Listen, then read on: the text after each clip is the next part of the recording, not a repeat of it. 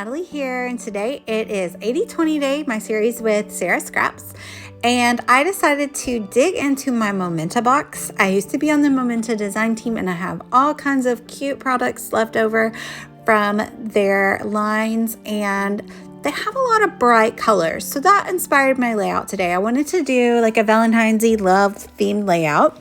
So I went through my box and I grabbed all the stickers that could have to do with love and stuff like that. And I grabbed this this heart stencil, and so I'm gonna get started. I have some clear gesso on this white smooth cardstock, and I'm going to grab my Ranger texture paste. It's matte texture paste, and I'm going to apply it through the stencil just in a big rectangle, kind of down the middle. It actually ends up being a little off center, but that's cool because it's a very rustic and distressed page. So if it's not in the center, I don't really mind.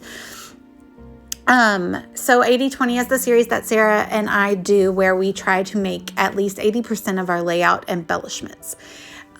So I'm not sure if I attained that, but I did throw a lot of embellishments on here at the end, but I do work with the background quite a bit too. So especially there in the middle, the texture paste might be a little bit thick, but we got it dry, and you can see there's red hearts at the top. That's because I had ink left over on my stencil. So clean your stencils better, like I did not do.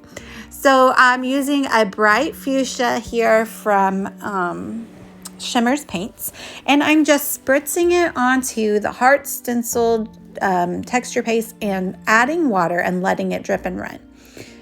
And my idea is I wanted pink, purple, and blue, so I'm gonna add Love Ocean number 9, which is this beautiful blue color, at the bottom, and do the same technique that I did at the top. And then I'm going to let them combine in the middle. And I let them do that by running together, and I will also use my paintbrush with a little bit of water.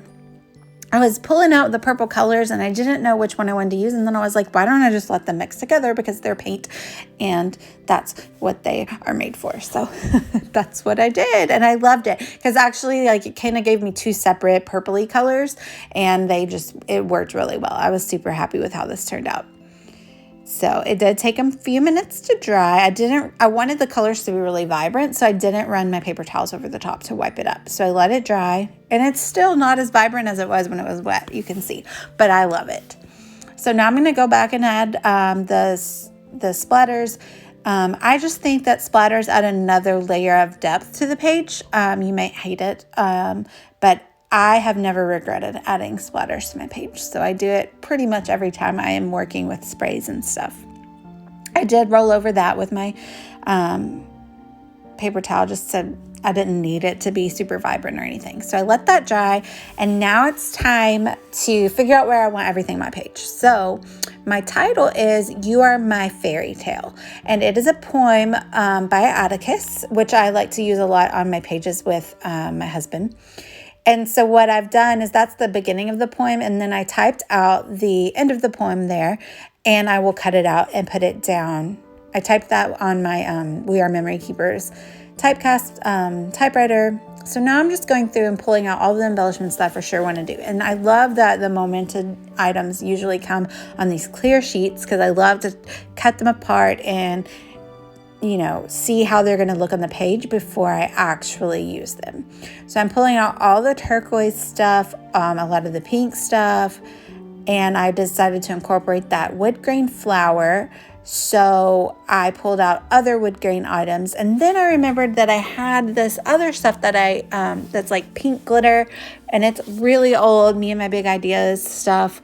So I pulled that out of my stash, because I had cut the title Fairy Tale in pink glitter cardstock, so I thought that would match and kind of help tie it in. So I grabbed that pink paper there to go on either side, but I decided I wanted to embellish before I do that, and because you'll see why in a minute.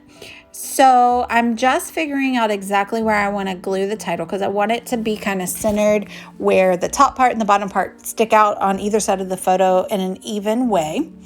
And then I'll embellish after that. So I'm just kind of placing things down to make sure how much space I need.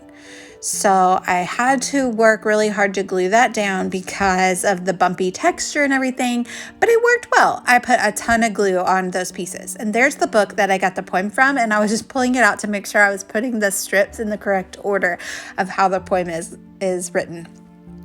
And what was I going to say? Oh, not only did I use up a ton of embellishments on this layout, but I also used up a bottle of Nuvo adhesive, which might be the first time I've actually completely used a bottle. But that stuff is great. It will stick to your gesso, stick to your texture paste.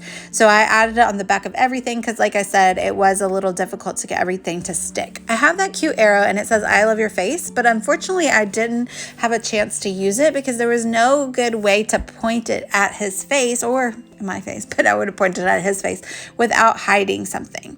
So I'm just going around and sticking my items without actually adhering them to around the page and seeing where I want them before I commit to gluing them down. So basically what we end up with is little clusters around the page. I have clusters that include at least one turquoise item, at least one glitter item, and at least one natural color item. So like the wood grain pieces and stuff like that. So I was really happy with how that balanced out. I think about using those little lips, but I feel like it's a little much. So I saved them for another time. And now I just go around and start gluing everything down. I like to layer my embellishments a lot. So I layer that little turquoise heart, and it's kind of like a conversation bubble. And there was another one that I put up at the top. So I liked how those two balanced each other out. And yeah, so those wood grain pieces, I put a little glue on the back of that, but that's the only one I did because they are so sticky on the back. They do not need extra adhesive, even on gesso and texture paste, they don't. So then I start layering up these arrows on top of the pieces. And like I said, they are crazy sticky. So I didn't even add extra adhesive to them because they will stick to that glitter like no other. So I liked how that looked layering it up. And I know that everybody doesn't love glitter. And I feel like adding those natural wood pieces on top of it kind of toned it down a little bit, even though to me, you can't even have enough glitter. And I did consider using my glitter cardstock that I used for the title as my like little pop of pink on either side of the page, but I talked myself out of it. So what are we doing here? And I'm adding more adhesive on the back of those puffy. On the other hand, besides the really sticky wood grain pieces, the puffy stickers are not so sticky, especially when they're on top of the gesso or the texture paste. So I added a ton of adhesive to those. But yeah, I just was really happy with how all those pieces balanced out to have a little bit on each little cluster. I'll take this opportunity to let you know that I do this series with Sarah Scraps, so I'm going to link her channel down below. So please make sure you pop over and watch her 80/20 video today. And if you came here from her channel, welcome, and I'm glad you have come. I hope you like and subscribe. I would love to have you. Sarah's making it her own personal mission to kind of help me raise my subscriber count on my channel, and I appreciate her. She's so fabulous and sweet. So now I'm just trimming off little sections on either side of the paper, and I waited until the end to do this because I wanted to make sure that I was getting the pop of pink on either side in a way that would balance out the embellishments.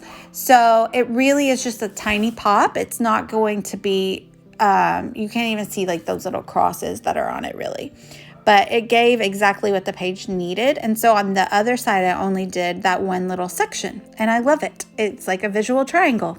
So I thank you guys for watching, and make sure you watch Sarah's video today too.